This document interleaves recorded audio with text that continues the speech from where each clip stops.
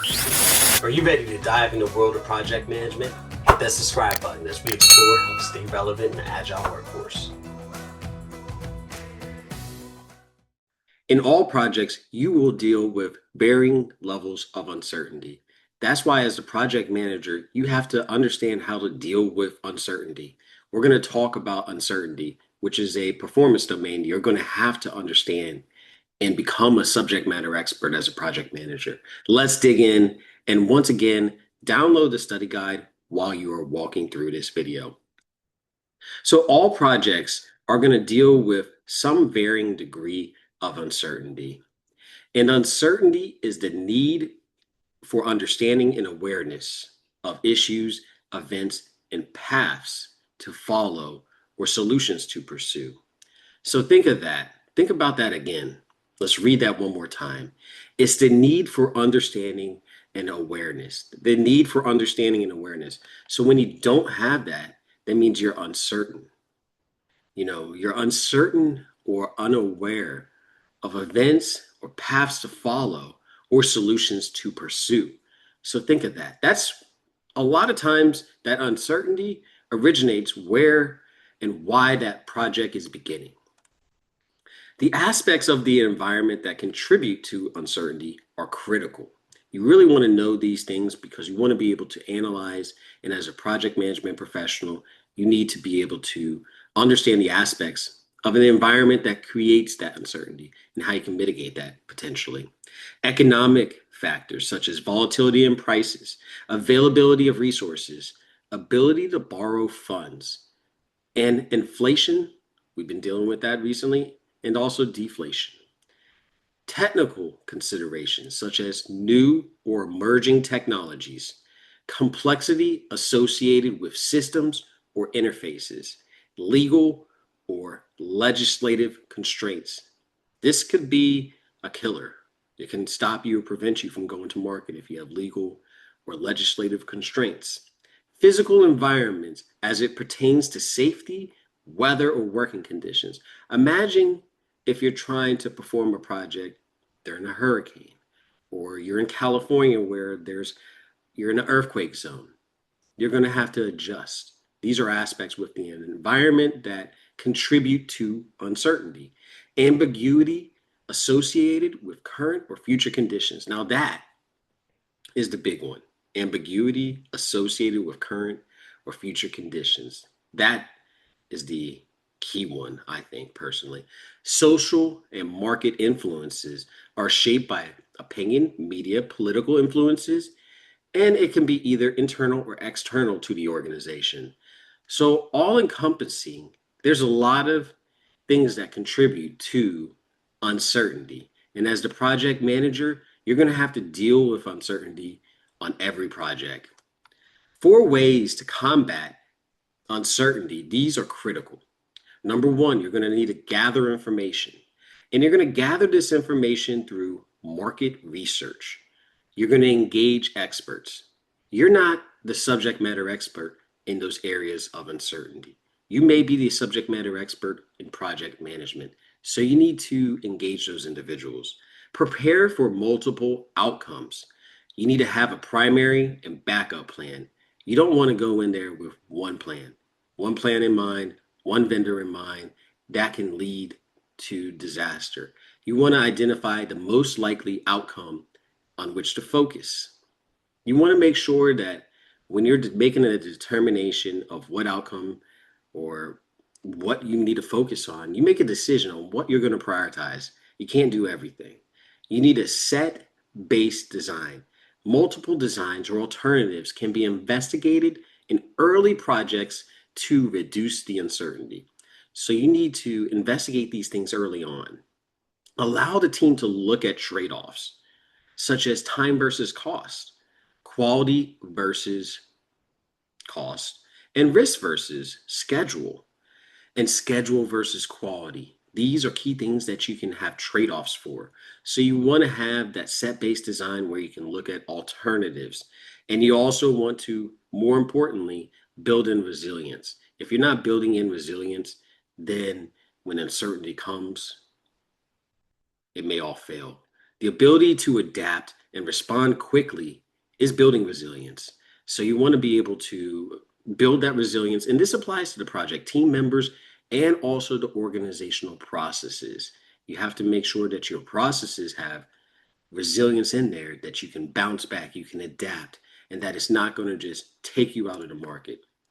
We're also going to talk about ambiguity. Ambiguity also is a state of being unclear.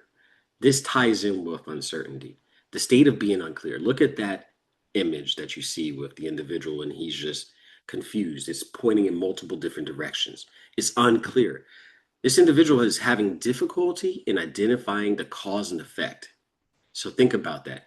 When you don't know what caused something, but you're only seeing the effect, it's ambiguity. You have multiple options to choose. Think about it if you go to a restaurant and you're handed a book. There's so many options, you don't know where to start. That's ambiguity. That's not necessarily uncertainty, it's ambiguity. There are two categories of ambiguity that you need to know for this exam: conceptual and situational. Conceptual is a lack of understanding, and this occurs when people have similar terms or arguments in different ways. So they use similar terms or arguments in different ways. Think about that just conceptually. You're just arguing and using the same similar terms, but in different ways. That's where it's conceptual ambiguity, and it just leads to a lot of that uncertainty and unclearness. Situational ambiguity surfaces when more than one outcome is possible. So let's see, there's more options to solve a problem. That may make you confused, unclear. When solutions for exploration of ambiguity include progressive elaboration, experimentation, and also the use of prototypes. So think of that as well. Situational ambiguity is when, let's say, you don't really know, but you're just going to keep on going and then you'll see. That's where you're going to experiment. You may not necessarily know, but you're going to start. That's where it's situationally that it's a little bit unclear, but you're going to still proceed. Progressive elaboration is using that situational ambiguity because it is an iterative process of increasing the level of detail in that plan. So progressive elaboration is, let's say that you don't know where to start. You know, you have a project and you're assigned to create the project management plan, and there are no artifacts, there's no historical information that you can go from. And you're just going to start with, let's say you're like, okay, well, let's start with the charter. That's going to be one of the artifacts that you're going to initially look at and help you with devising up that project management plan. And then you're going to progressively elaborate and go from the next section or the next element within that project management plan and proceed forward. Experiments, they are a well-designed series of experiments to help you can identify cause and effect. We experiment to test ambiguity. If you are uncertain, you may want to test. Think about within cloud computing. You may not necessarily want to roll out something completely. You want to experiment. With AWS, they have free tiers. With a lot of AI solutions, they allow you to test or use it for a trial phase so you can see if you actually really want to invest. Those are experiments, essentially. So then you can also see, if I use this, what is the effect? So you get that cause and effect relationship, and you reduce the amount of ambiguity, so that uncertainty, so you can understand, is this going to give you that result that you're looking for through that experiment, or is it not? Do you need to proceed, or do you need to cut those resources? Prototypes also can help you distinguish the relationship between variables. So you prototype. That's really building your first minimum viable product, is that prototype. Remember that key term, minimum viable product. That's that prototype. So then you can distinguish the relationship between the variables. You want to see, is this going to bring you that solution that you were looking for? So prototypes can help distinguish between the different variables. Another thing is the complexity. And as you see an individual, he's just looking at a board, and it looks like there's a lot of equations, and it's so complex you don't know where to start. And complexity, that is a characteristic of a program or a project or its environment that is difficult to manage because of human behavior, system behavior, and ambiguity.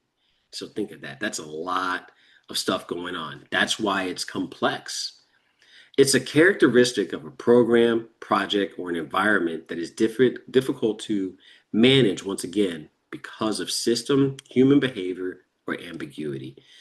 Many interconnected influences have to behave and interact in different ways. And the effect of complexity is that there is no way of making accurate predictions about the likelihood of a potential outcome, even if you know what the outcome might emerge with. So you need to use the systems based reframing and also process based, which we will talk about these these frameworks below. So complexity is a much higher level than just the ambiguity and uncertainty. It encompasses all of those. So with a systems-based approach to deal with complexity, you want to disconnect the part of the systems to simplify the system and reduce the connected variables.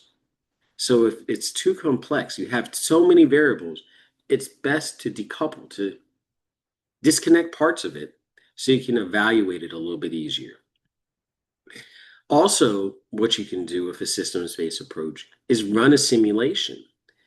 You can run a trial, a test run, and see how it operates, see how it works.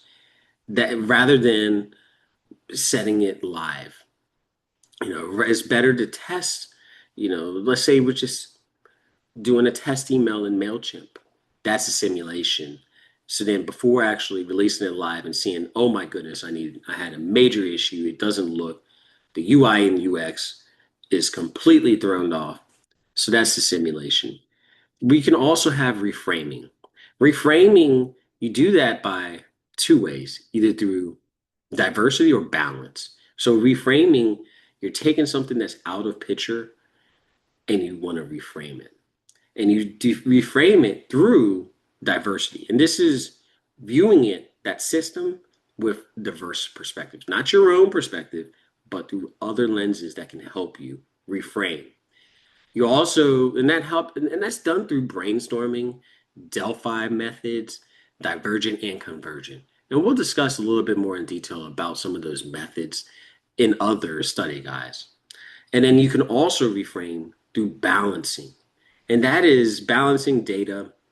And that's just, it's rather, you just want to balance data. You don't want to just use forecasted data or just regular data. You want to make sure that that data is balanced. That's another way to reframe things. And this can consist of using elements whose variation are likely to counteract other potential negative effects. Think of that again. Using elements whose variations are likely to counteract each other's potential negative effects. So you want to counteract the negative effects. That's bringing that balance. So you're balancing. So then you also have a different type of approach for dealing. Remember, we are dealing with, and that's one of the things I want to mention, complexity. When you're dealing with complex complexity, there's also a process-based approach. When you're dealing with something so complex that you don't know where to start, it's ambiguity, there's uncertainty, there's so much stuff. We're talking about approaches to deal with it. You can iterate. You want to build iteratively or incrementally. So think of that. You're using a process-based approach to build iteratively or incrementally. So you get more feedback loops. That's how you can deal with this complexity. You also want to engage. Think of this as well. This is also a lot with the agile approaches, getting stakeholder engagement, feedback loops. You're engaging. Fail safe. This is building in that redundancy or elements that can provide that graceful degradation of functionality, bringing in that fail safe. You don't want it to all just fail. Single points of failure are horrible in any project. So you want to build in that resiliency, and that is that fail safe we talked about. And then last but not least, we're going to talk about volatility. Volatility is the possibility for rapid and unpredictable change. And no one likes volatility, rapid and unpredictable change. And trust me, in technology, there can be rapid and unpredictable change. And in a world with AI, rapid and unpredictable change. This exists in environments with rapid and unpredictable change, ongoing fluctuations in skill sets, and or materials that usually impact the cost. There's a lot of skill sets that used to be very valuable. Now they're becoming more obsolete. There are markets that are more volatile. And as a project manager, you need to be able to understand what areas or what elements of your project are volatile and make sure that you mitigate for that. You also want to have alternative analysis and reserves in place for that volatility. Alternative analysis is finding other alternatives. It's simply just the definition, determine the definition, finding other existing alternatives and evaluating them. You want to make sure that you are thinking about what could potentially happen and how do I mitigate that? Alternative analysis. And reserves, the project manager needs to make sure that they have reserves. And these are cost reserves that can be used for budget to address delays. If you don't have that and you're dealing with uncertainty, you don't have reserves or alternative analysis, whew, good luck. But anyway, I wanted to bring this up because all projects deal with varying levels and degrees of uncertainty. So you need to understand how to master this topic, master this performance domain, and you will be a project leader. Thank you, and we look forward to seeing you next time. Thank you for joining us today. If you found this video helpful, please like, share, and subscribe to this channel for more project management content. See you on the next one.